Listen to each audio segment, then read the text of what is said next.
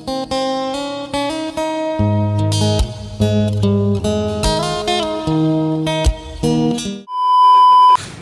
hello guys! Dapat talaga wala nag-intro to. Yun, hello guys! Welcome back to my channel. Yung kasama ko, si kapatid Liza. Saka yung bunso ko, ayan, si Melanie. And si Mary Gaya! Wala naman sabi ba? Hindi, ang topic natin ngayon is yung forget naman. How to forget. Kasi yung sa'yo, how to forgive, and then sa akin, how to forget. So, kasi step by step yan. Nabanggit ko kanina, di ba, na ano, mabilis ako magpatawad, pero yung makalimot, medyo matagal. Pag naalala mo, parang ano, Pabalik. oo, ganon. Pag marupok, pabalik. I just can't get out of my head. You're the reason that I wake up in my bed. Hindi kasi ano guys, di ba minsan nalilimutan mo na tapos biglang babalik. Kung guguluhin ka ulit. Tapos papaniwalaan ka ulit. Tapos ikaw, marupok ka, naniniwala ka. Tapos, ayun na naman, biglang balik ulit. Back to zero ka na naman. I got you stuck in my mind. Get out. Get out. Please get out. Ayun, kaya parang... So may bumabalik? I got you stuck in my mind. Get out. Get out. Please get out. Kailangan sagutin yun. So, May bumabalik, oo, dalawa. Charot! ganda mo! Ang ganda nun! Sarap pektosan. Nabuli ng aso. Habulin yung mga nagkakandara pa, nagkakandasubsob. Nagkakandasubsob Nabuli na. ng aso. Hindi, ano, alas ba dapat? To make it clear, yung isa, inano ko na. Oh! Kung sino mamang natiraan, swerte mo!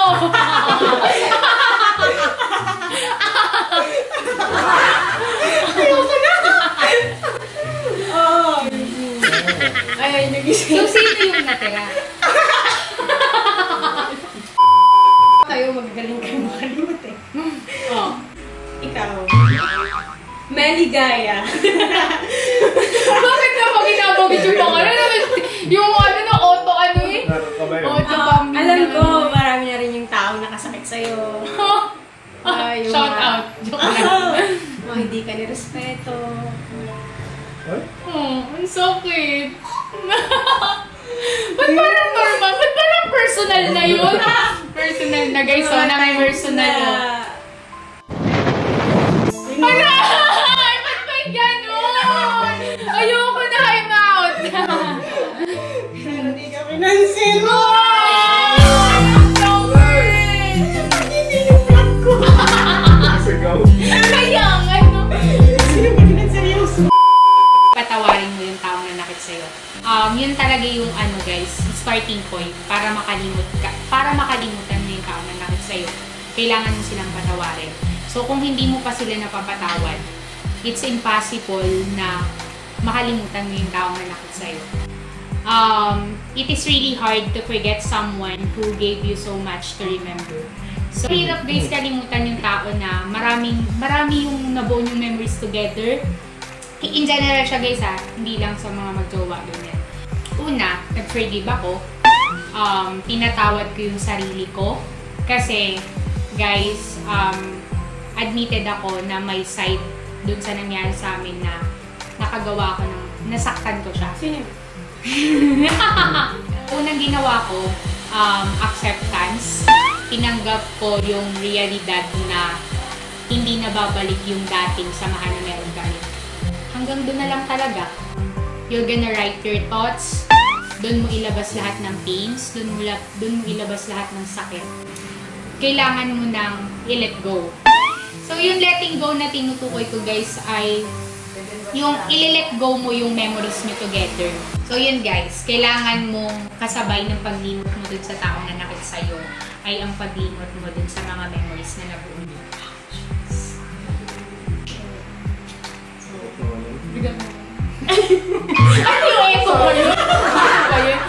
So, yun guys, and piliin mo mag-move forward. Kasi, hindi naman porket nag-failed yung relationship na meron kayo, pwede mo pa din naman yung gawin with another person na nga lang.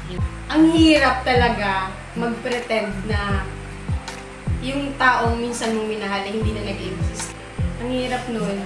Sakit nun. Kaya pag nag-forget ka, wag mong pilitin yung sarili mo na mag-forget. Kasi kapag iniisip mo na, ay, ayoko na siyang maisip, ayoko na siyang maalala, lalo mo siyang naiisip, lalo mo siyang naaalala. Lalo sa gabi, di ba, gusto mo na siyang makalimutan, tapos bago ka matulog, iniisip mo naman. Hindi i-stop! I-stop! Yan. Oo, di ba? So, hindi ka talaga makakalimot kapag gano'n. So, ang ano na natin, Iba naman yun. over na. Saka be true to yourself. Yung okay na yung sa ibang tao, hindi ka makapagsabi ng totoong nararamdaman mo. Pero sa sarili mo, wag kang magsisinungaling. Marunong sa sarili mo. Yes. Ikaw, Tops? Ikaw naman, ano yung ginawa mong way? Yung process mo naman, para makalimot?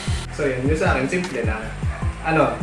Diba sabi ko nga sa vlog ni Melanie, prioritize yourself. Tama ba? Prioritize yourself. Manin mo yung sarili mo unang-una. So yun nga, pag doon ka nag-umpisa, dadating na lang dyan yung... Diba ikaw, may mga bagay ka na hindi nagagawa dati na... Mga gusto mong gawin dati, halimbawa man.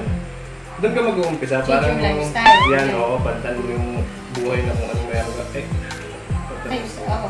Kasi sample, Parang nakasanayan. nakasanayan nyo na magkasama kayo, paltan. Parang gagawin mo na siya Ganun. on your own. Sample, kayo, magkasama kayo sa work dati. Alis kami sa work.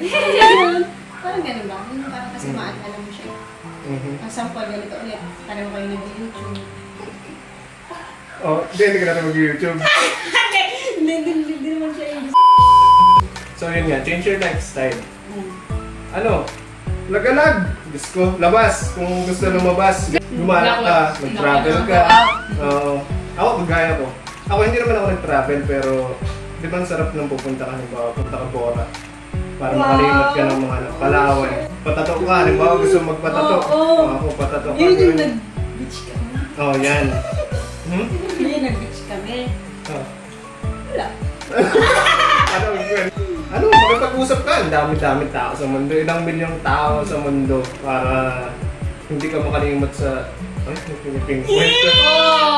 Hindi, yun lang, ganun. Parang sabi nga nila, kung meron kang problema, huwag matatambayan, daanan mo lang, parang ganun. So yun, dun, sa process na yun, ano mo na lang sa sarili mo, mamaya, kinabukasan, wala na. Wag mong i-stay yung sarili mo dun sa thought na siya lang yung taong kayang mali. Yeah. Siya lang yung taong kaya kang pahalagahan. Hindi lang sa kanya umiikot ang mundo. Don't close your heart! Pina-realize pala ako sa inyo dalawa.